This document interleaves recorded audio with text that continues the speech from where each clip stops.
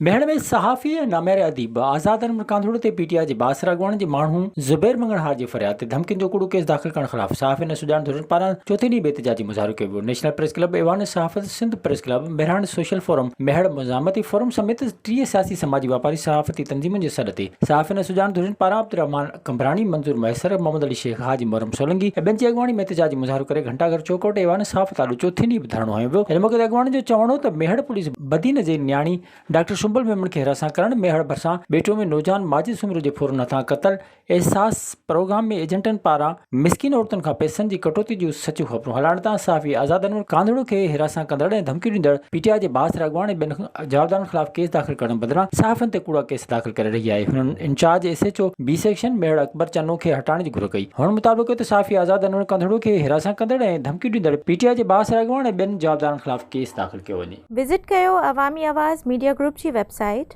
awamiawaz.pk